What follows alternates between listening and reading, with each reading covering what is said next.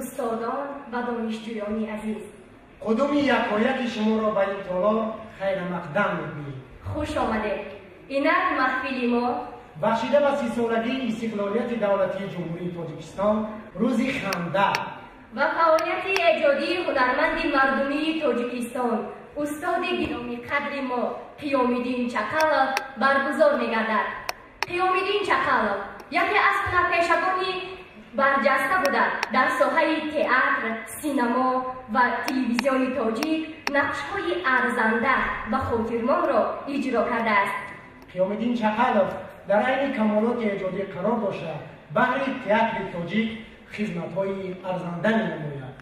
حکومت جمهوری تاجیکستان قیام‌الدین چکالوف را برای خدمت‌های ارزنده‌اش با عنوان فخری هنرمند شایسته جمهوری تاجیکستان سال 1994 و هنرپیشه خلقی جمهوری تاجیکستان. این روز محفل روزه ما روز خنده با استاد قیام‌الدین چکالوف نام دارد.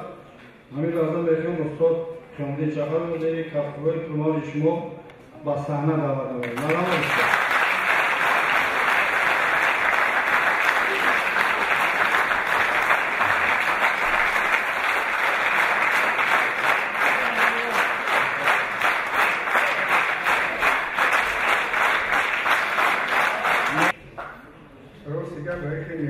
کم گفتم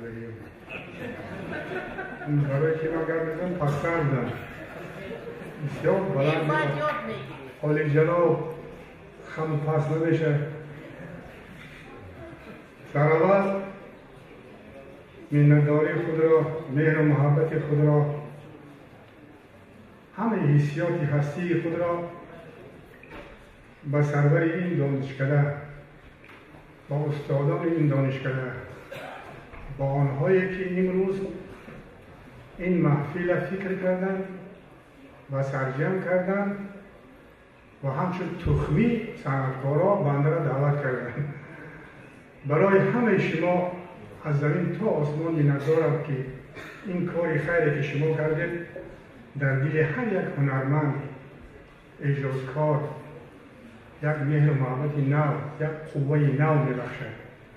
همین انانه را باید دوام داد که آن کسانی که در این دانشکده 50 سال پیش سنگای همین قدی کوچه را جمع کرده، یک طرفه کرده و یک درختکاش مونده و یاد سوبودیکا کرده و اینجا رفته 50 کیلومتر راه بعد هر یک درس با خانهش رفته و با گشته آمده در اینجا درس خواندن. من دل ما تماما دیگر کرد. من نزدیکی یک 15-20 سال پیر شده بودم، اکنون 25 سال قریب جوان شده بودم.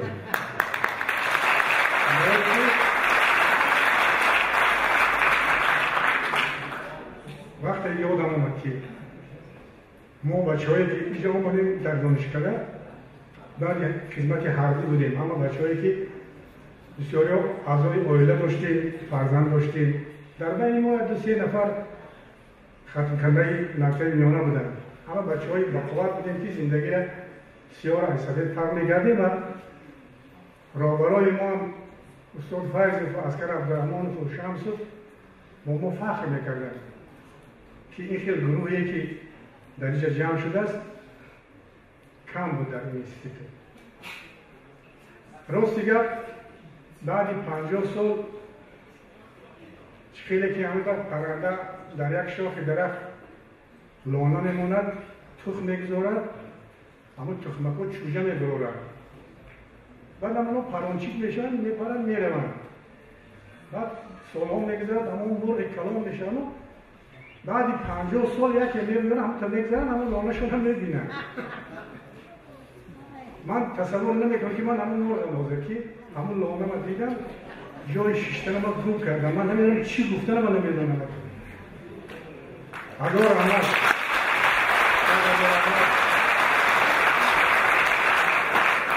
این کارهای خیر کی میکند؟ آدمی که عقل سالم دارد. صنعت برای هر کس نیست. هر مادر صنعتکار تولد نمیکند. صنعت برای صنعت فهما است. آدمی که صنعت میفهمد برای او از برای هم از چیز ندارد میفهمد خیلی خاطر اعتبارش. راست دیگر مینداری ما بار دیگر اصرار میکنم و همه رهبری دانشکده و همه دانشجویی که امروز آمدن همون بخوان که ما را دیدن بعد 50 سال چیه. این دانشکده را در کورس ما همگی 23 نفر داخل شده بودیم. اکنون تاریخ بنده بسیار دراز است، او را افسانه 1001 نمیکنیم چون که این روزی خنده است و من خودم باوری ندارم که همین تشکیل شده است همین حقیقی است یا که صنعی است، چون که این روزی فریبگرا هم هست بسیار اوضاع فریب میکنه. همین فریب کلی بوده زن میتیم اونده ما را علمین چی میکنم برای خنده شده میکنم. من هم باوریم نامده است که نقص فکر است که در حقیقت هم هست. روزی خندم که باشد اینجا را بسیاری ها ختم کردن. بسیاری ها اکنون ما 23 نفر بودیم، همه 16 نفر یا 13 نفر رو همون نامه کمال را گرفتیم. حالا در همون صحنه تاجیک همه 6 نفر 7 نفر رو کار کرد بسودیم و از بین ما بسیاری ها رفتن کسب‌های دیگر رو گرفتن. برای چی؟ برای همون که چی که گفتم صنعتکار مادرش مخصوص تولد میکنه. مخصوص تولد میکنه. اون چیزی که از بعد مادر میآید در وجودی تو دیگر عضوها را نمیماند قرار. چون که یک خانم زیبا کسر شده است نزد دکتر رفته است، در آمد از اتاق همین دکتر پزشک دندان دید است که بسیار زنک زیبا است. این دکتر پیشش رفته دهش باز مانده است، گفته که لباستون را کشید. برای خانم گفته است که من لباسم برای چی کشم؟ گفته است من دندانم در میکنم. این دکتر گفته است که چه عضوی بدن آورد روزگار دیگر عضوها را نماند قرار.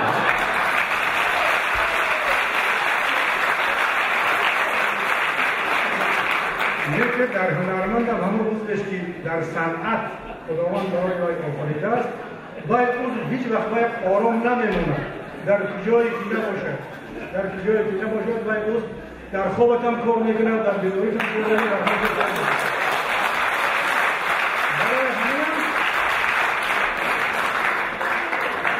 هنرمند در فکر بنده این شمع است، یک شمعی هست که برای روشن کردن خانه او را در میگیرند. او همه شب تا روز کم میشد و نیکی به دیگران چی میتید؟ روشنایی میتید. هنرمند اصل همین است. باید برای خودش زندگی نمیکنه، برای مردم زندگی میکنه. برای همین هم هنرمند میکنه. خب گپ همه شما گفتید دیگه هیچ کس گپ نمیزنه. امروز بنده حالم چخیره همه میدونید برای خاطر همه شما که آمدم از زمین تا آسمان می‌نردار هستم.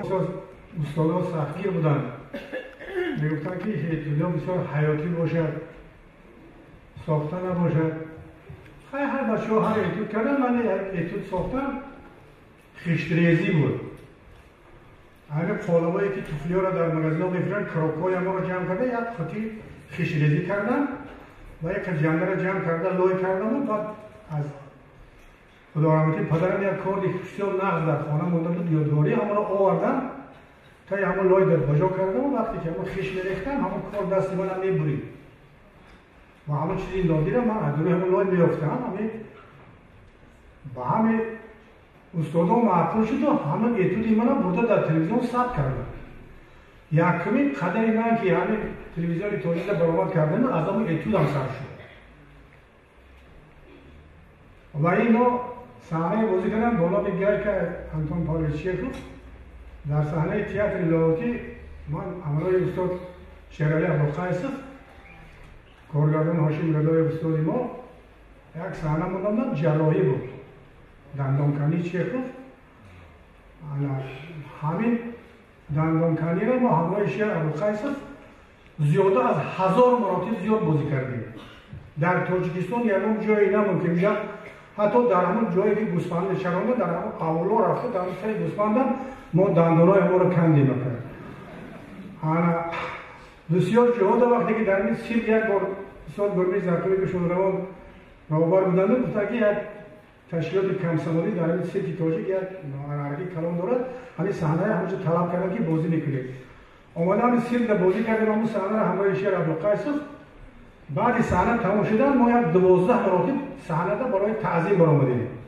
مردمی تماشاگی گمان کردن که کلونای نو قبول کردن سیستم و بعد همون صحنه ما را همون سیرک ما را دعوت کرد که شما تئاتر نرید من شما همینجا کار قبول میکنم. یک بار دیگه همین سلسله میکردم در سه موشیانا یک کارخانه کلام بود. وقتی که ما دعوت کردن که همین صحنه را بازی بگیریم همین که صحنه بود و پشت همین صحنه در یک در کلان ایستادگی یکی در محکم این طرف تماشاگی ایستادگی ما همین صحنه را سر کردیم بازیره. وقتی که همین صحنه اوجش آمد همین در پشت صحنه ترق سر کرد. اول آیسته آیسته بعد سخت شد تو ما صحنه را تمام کردیم همین در آمده در صحنه افتیم بینیم که همه آدمی که همین صحنه داشتگی در زد همین آدم در پشت ما در و دیگه کارخانه بوده است. وقتی ما اینجا زمانزنی کردیم دوم که یمن کسا کش نیست بودن تلفن کردن ملیسا اومدن که یمن کارخانه را پاکش گرفته است و ما قطعش کرد آخر در بین همین صحنه ما دیدیم این طرف هم تماشاگی اون طرف هم تماشاگی اما امورا قطعی این واقعهایی بود که فراموش نمیشه هیچ وقت خاطرمان هستن. مثلا یک آدم در صحنه یک اثر تا آخرش در روی صحنه هنرنمایی میکنه در دیگه تماشاگی نمیمونه. لیکن هنرمندی هست که دو کلمه گپ دارد یک حالت عجیب داره همون در خاطر مردم میمونه. همون است هنرمندی اصیل که خاطرمان نقش میآفرد.